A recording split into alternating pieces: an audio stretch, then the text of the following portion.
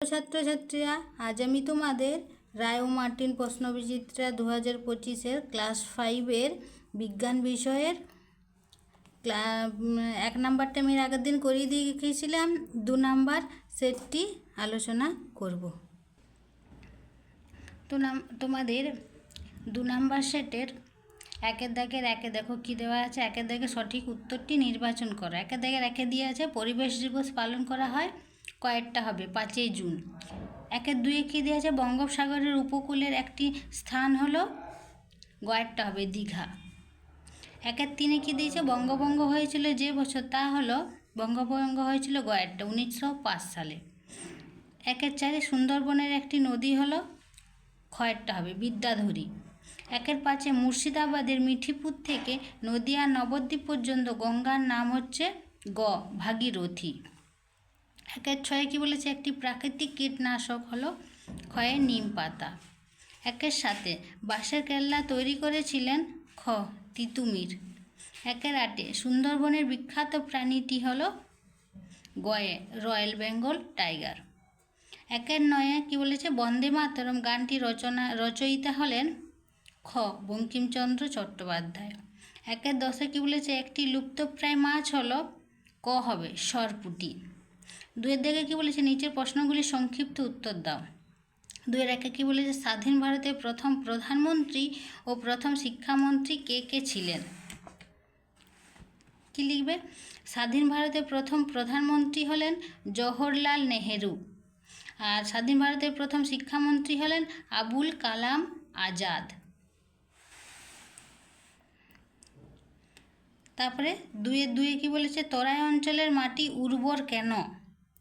তরাই অঞ্চলের মাটি উর্বর কেন? তরাই অঞ্চলের মাটি উর্বর কেন? তরাই অঞ্চলের মাটিতে বালি, নুড়ি, পলি ও জৈব পদার্থের মিশ্রণ বেশি থাকে এবং এই মাটি হচ্ছে স্যাঁতসেঁতে, তাই এই মাটি খুব উর্বর হয়। তারপরে প্রশ্ন কি বলেছে দেখো, 2-এর 3-এ নিত্যবহ নদীতে সারা বছর জল থাকে কেন? কি লিখবে তোমরা? নিত্যবহ নদীগুলি বরফ গোলা জলে পুষ্ট বলে নদীগুলিতে সারা বছর জল থাকে, যেমন কী হবে গঙ্গা ও তিস্তা নদী। তারপরে প্রশ্ন কি বলেছে, 2-এর 4-এ পশ্চিমবঙ্গের রাজধানী কোন শহর? পশ্চিমবঙ্গের রাজধানী কোন শহর? কি লিখবে? পশ্চিমবঙ্গের রাজধানী শহর হলো কলকাতা। তারপরে প্রশ্ন বলেছে, তমলুক শহরটির প্রাচীন নাম হচ্ছে তাম্রলিপ্ত। কোন শহরটির প্রাচীন নাম তাম্রলিপ্ত? তাহলে তমলুক শহরটির প্রাচীন নাম হচ্ছে তাম্রলিপ্ত।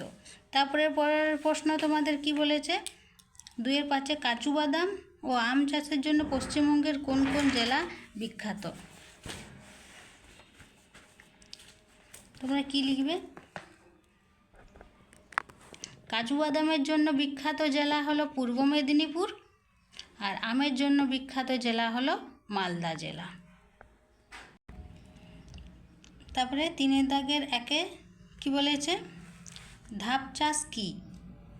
তোমরা কি লিখবে? ধাপ চাষ পাহাড়ি অঞ্চলে সিঁড়ির মতো ঢালু জমি কেটে ধাপ তৈরি করে চাষ করাকে ধাপ চাষ বলে। ধাপ চাষে ভূমিক্ষয় কম হয়, এটা তোমরা লিখবে। তারপরে ওইটার সাথে কি বলেছে, বেশি রাসায়নিক কীটনাশক ব্যবহারের একটি অসুবিধা লেখো। অসুবিধাগুলো কি হবে?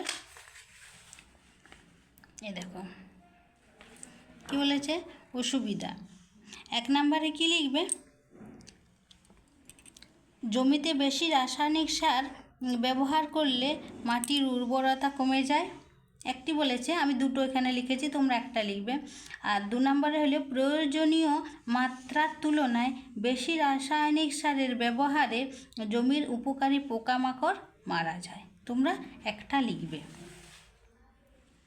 এরপর কি বলেছে, 3-এর 2-এ কি বলেছে, প্রদত্ত জেলাগুলির সদর শহরের নাম লেখো। সদর শহরের নাম লিখতে বলেছে না। তারপরে এই 3-এর 1-এ আরেকটা আছে, ডিভিসি এর পুরো নাম কি? এটাতে লিখবে দামোদর ভ্যালি কর্পোরেশন। এরপর তোমাদের 3-2 কি বলেছে, প্রদত্ত জেলাগুলির সদর শহরের নাম লেখো। সদর শহরের নাম কি লিখবে? দার্জিলিং, দার্জিলিংয়ের সদর শহর দার্জিলিং। কালিম্পং, কালিম্পংয়ের সদর শহর হচ্ছে কালিম্পং। হাওড়ার সদর শহর হচ্ছে হাওড়া। এরপর আরেকটি প্রশ্ন কি দেওয়া আছে, কোন জেলার কোন শহরে শান্তিনিকেতন আশ্রম বিদ্যালয় আছে? এটার উত্তর কি হবে তোমাদের? দেখো, বীরভূম জেলার বোলপুর শহরে শান্তিনিকেতন শহর আছে। বীরভূম জেলার বোলপুর শহরে, বীরভূম জেলার বোলপুর শহরে শান্তিনিকেতন শহর আছে। এটা লিখবে তোমরা। এখানে তোমাদের 2 নাম্বার সেটটি শেষ হলো। এরপরে ভিডিওতে আমি 3 নাম্বার সেটটি করে দেখাবো। তোমরা চ্যানেলে নতুন হলে চ্যানেলটিকে সাবস্ক্রাইব করে নেবে পরের ভিডিওটি পাওয়ার জন্য।